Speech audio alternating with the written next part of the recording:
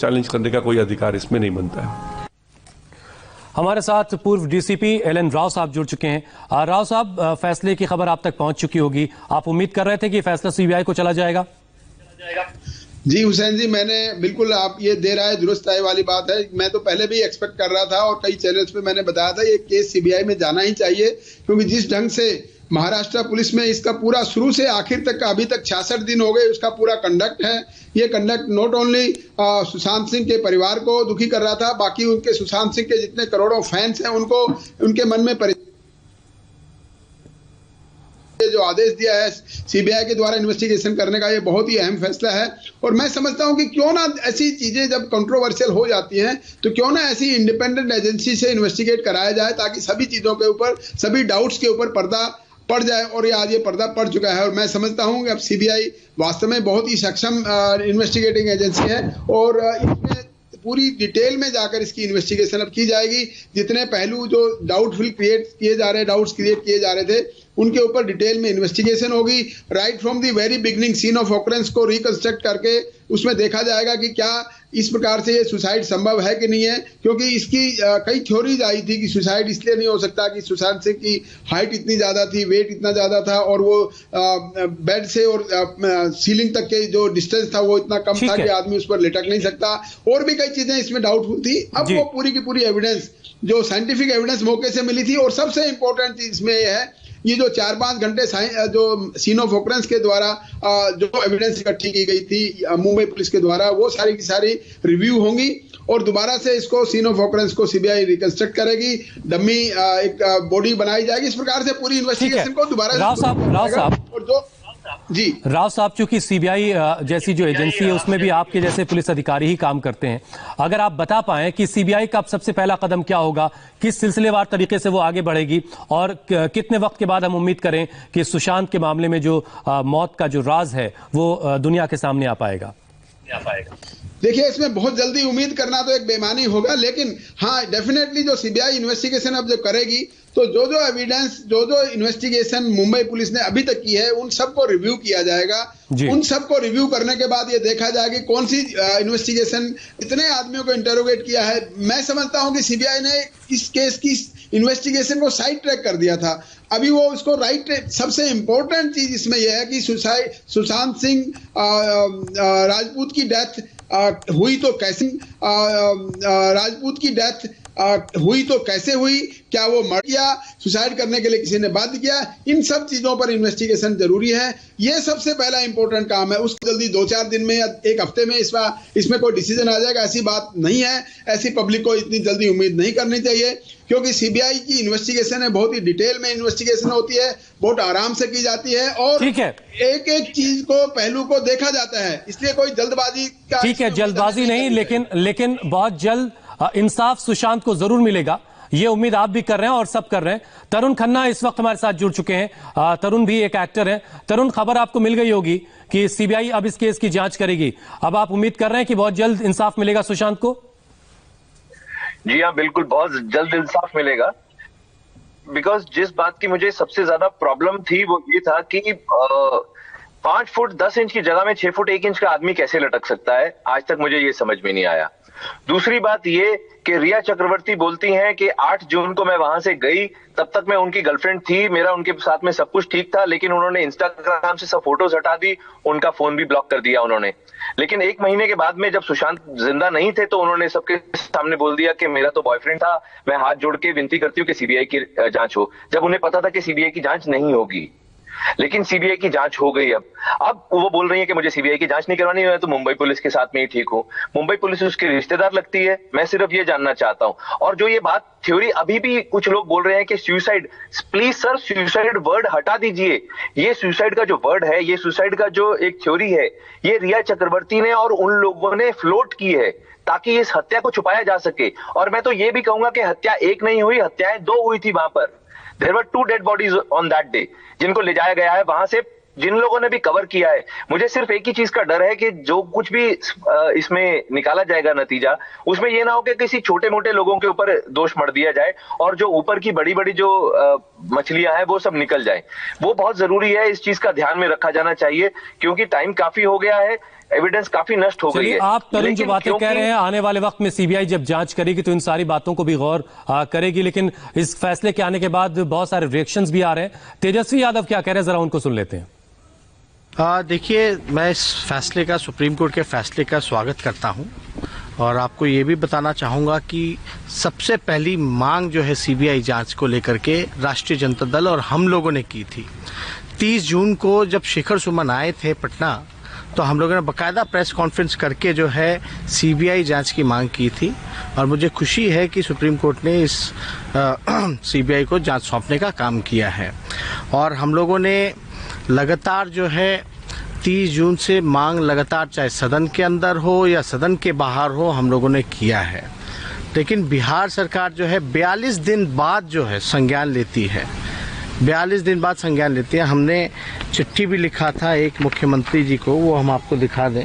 ये 26/6/2020 का है चिट्ठी, और इसमें हम लोगों ने ये भी मांग की थी सीबीआई जांच के साथ साथ कि जो फिल्म सिटी जो बन रहा है राजगीर में, वो सुशांत सिंह राजपूत के नाम पे किया जाए। लेकिन अब तक जो है इसको लेकर भी बिहार सरकार हो या मुख्यमंत्री हो, सदन के अंदर हमने इस बात को भी उठाया था, अभी तक हम लोगों को कोई जवाब नहीं मिला है। तो आज खुशी है कि सुप्रीम कोर्ट ने जो है सीबीआई जांच के लिए जो है रिकमेंड किया है, फैसला किया है। और हम लोगों ने लगातार शुरू से ही हम लोग चाहते हैं कि सुशांत सिंह राजपूत जो बिहार का नाम है, जो आप कह सकते हैं बिहार का जिसने नाम बढ़ाने का काम किया। तेजस्वी यादव स्वागत कर रहे हैं कि सीबीआई को यह केस सौंप दिया गया। वो ये भी कह रहे हैं कि उन्होंने सबसे पहले इस केस में सीबीआई जांच की मांग की थी। राव साहब, जरा ये भी समझाइए, क्योंकि मुंबई पुलिस पर बहुत सारे सवाल हैं। सीबीआई जब जांच करेगी तो जो तमाम गवाह हैं, सारे लोगों से अगर वो पूछताछ करेगी तो क्या मुंबई पुलिस के अधिकारी भी उसके रडार पर होंगे, उनसे भी पूछताछ की जाएगी?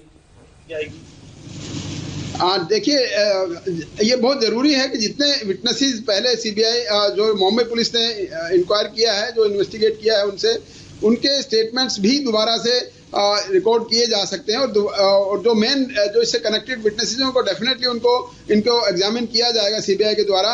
हाँ, दूसरे जो अधिकारी इस केस से कनेक्टेड रहे हैं उनसे डेफिनेटली पूछा जाएगा, क्योंकि उनको पास उन्होंने क्या क्या किया, कैसे कैसे किया, किन किन लाइन्स और इन्वेस्टिगेशन पे किया था, उनको प्रिलिमिनरी इंक्वायरी में जरूर शामिल किया जाएगा। क्योंकि वो एक तरीके से मैं समझूंगा सीबीआई को एक प्रकार से मदद करने की कोशिश करेंगे।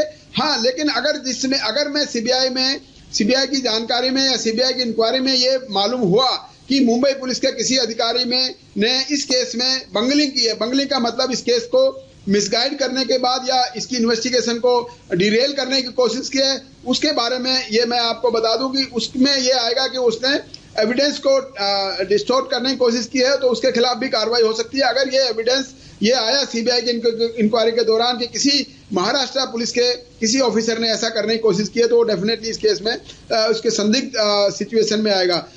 अदरवाइज जो इन्वेस्टिगेशन इंपॉर्टेंट चीज इस केस में रहेगा, सीन ऑफ ऑकरेंस के बारे में दोबारा से इसको रिकंस्ट्रक्ट करना। सीन ऑफ ये लोग ये कह रहे थे कि अब जब सीबीआई इस केस की जांच करेगी तो वो तमाम पुलिस अधिकारी जो पहले मुंबई पुलिस की तरफ से इस केस को जांच कर रहे थे, इंक्वायर कर रहे थे, उन्हें या तो ट्रांसफर कर दिया जाना चाहिए या फिर उनको छुट्टियों पर भेज दिया जाना चाहिए। क्या ये प्रोसीजर का हिस्सा है?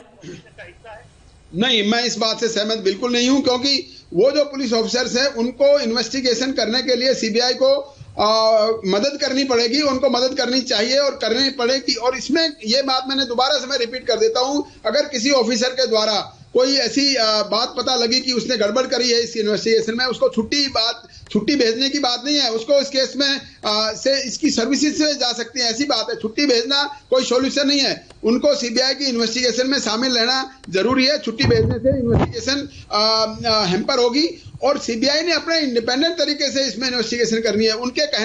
उनके रहने या नहीं रहने या छुट्टी भेजें या ना भेजें, उनकी नौकरी करने के लिहाज से सीबीआई की इन्वेस्टिगेशन खराब नहीं होगी। ठीक बात है। इन्वेस्टिगेशन अपने एंगल से देखनी है और उन आदमियों को छुट्टी भेजने की इसमें कोई जरूरत नहीं है। और अगर किसी के पास गलती पाएगी तो उसमें सीबीआई उनको रिकमेंड करेगी उसके खिलाफ कार्रवाई करने उसके खिलाफ भी एक्शन हो सकता है। गौनिका अरोड़ा हमारी संवाददाता भी इस वक्त हमारे साथ हैं।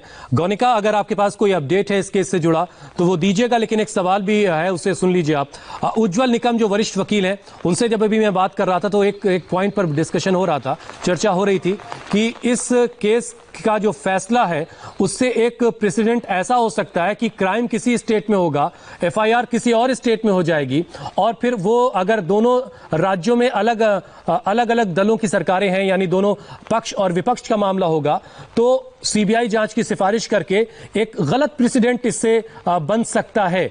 लेकिन उज्जवल निकम साहब कह रहे थे कि मैंने डिटेल ऑर्डर को पढ़ा नहीं है, लेकिन जरूर अदालत ने कोई ना कोई क्लॉज ऐसा उसमें जोड़ा होगा जिससे इस फैसले का दुरुपयोग ना हो पाए। अगर आपने डिटेल में फैसला पढ़ा है तो जरा इस पॉइंट को क्लैरिफाई कीजिए।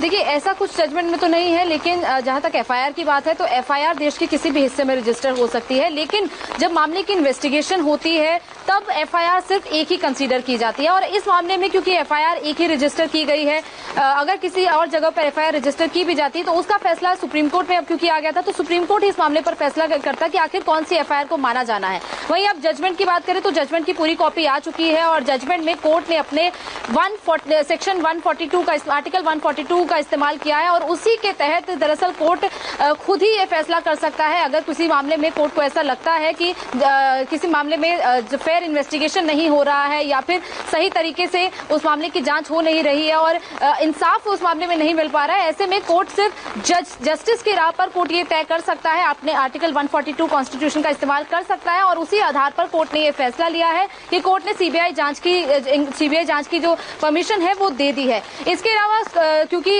कोर्ट ने ये भी कहा है कि जिस तरह इस पूरे मामले में लगातार मीडिया हाइप बन रहा था, परिवार की तरफ से और फैंस की तरफ से लगातार ये मांग की जा रही थी कि सच सामने आना चाहिए और कोर्ट ने ये भी माना कि सुशांत एक बेहतरीन एक्टर थे, लेकिन वो अपनी पूरे पोटेंशियल के साथ वो पूरा तरह नहीं जी पाए। लेकिन जिस तरह फैंस और परिवार की लगातार मांग है, ऐसे में इस पूरे मामले की फेयर इन्वेस्टिगेशन होनी चाहिए और उसी को लेकर कोर्ट ने सीबीआई जांच की मांग दे दी है। और कोर्ट ने ये भी कहा है कि पिटिशनर यानी कि रिया चक्रवर्ती खुद ये चाहती थी कि सीबीआई जांच हो, ऐसे में उन्हें किसी तरह की परेशानी नहीं होनी चाहिए। साथ ही साथ बिहार पुलिस ने, मुंबई पुलिस ने जिस तरह इस पूरे मामले में बिहार पुलिस को इन्वेस्टिगेट नहीं करने दिया, ऐसे में उसमें भी कहीं ना कहीं जो सस्पिशियस चीजें हैं वो सामने आ रही हैं। तो इसीलिए अब कोर्ट ने कहा है कि दोनों स्टेट्स अब इस पूरे मामले में एक दूसरे पर एलिगेशंस लगा रही हैं, ऐसे में मीडिया हाइप बन रहा है। तो अब सीबीआई जांच ही एक ऐसा रास्ता, एकमात्र ऐसा रास्ता है जिसके जरिए अब इस पूरे मामले की फेयर जांच हो पाए और जस्टिस मिल पाए। और कोर्ट की तरफ से देखिए, कोर्ट भी ये कहा गया है।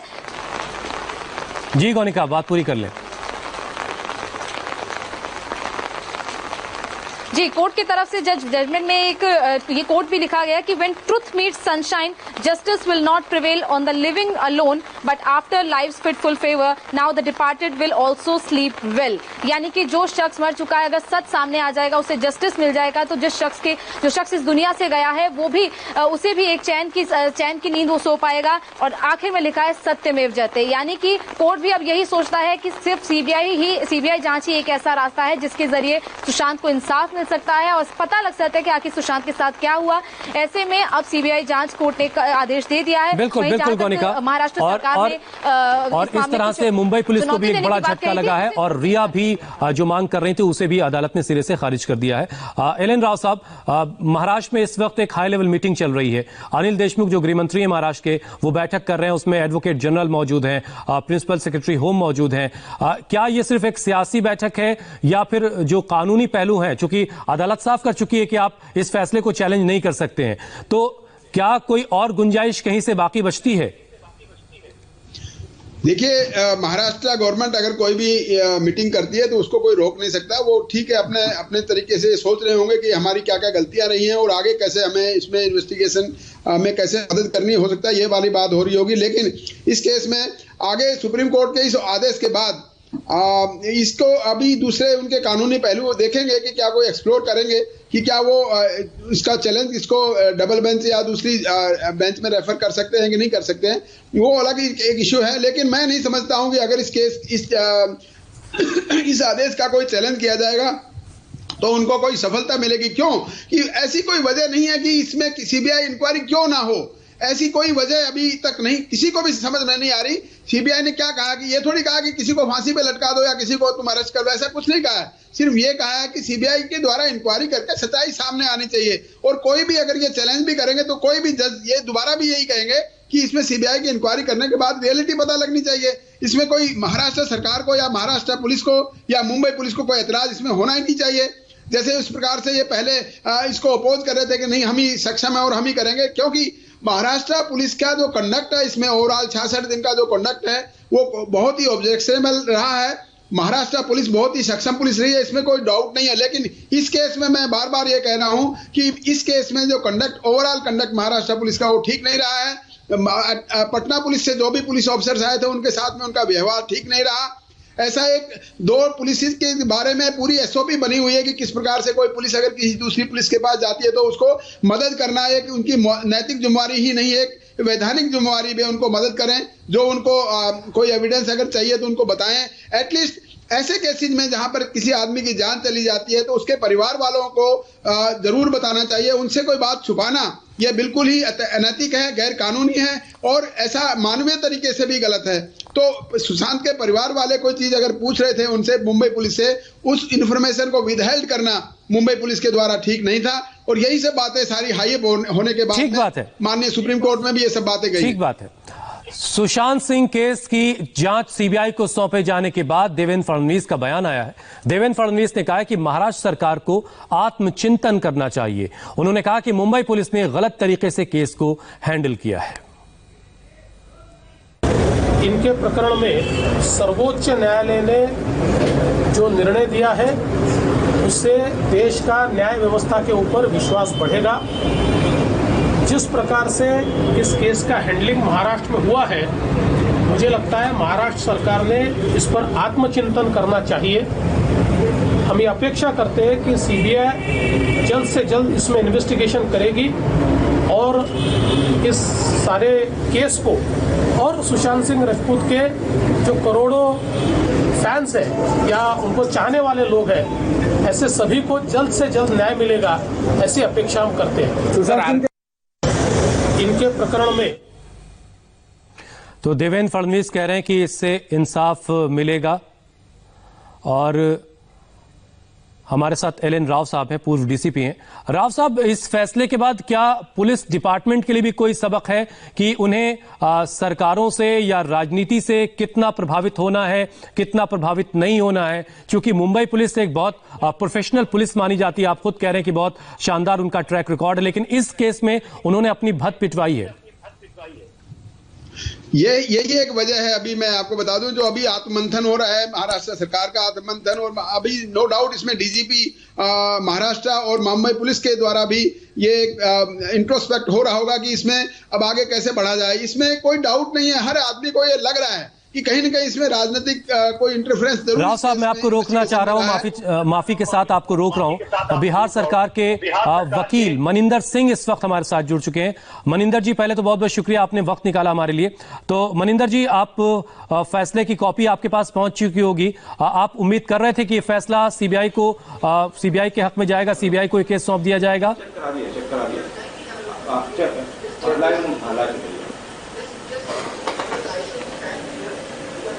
मनिंदर जी, आप मुझे सुन पा रहे हैं?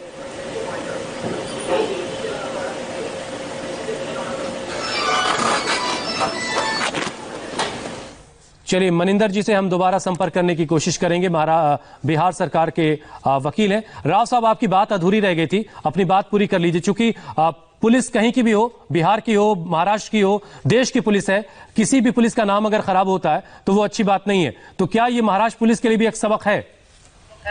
देखिए, इस केस में डेफिनेटली महाराष्ट्र पुलिस की छवि कहीं ना कहीं धूमिल हुई है।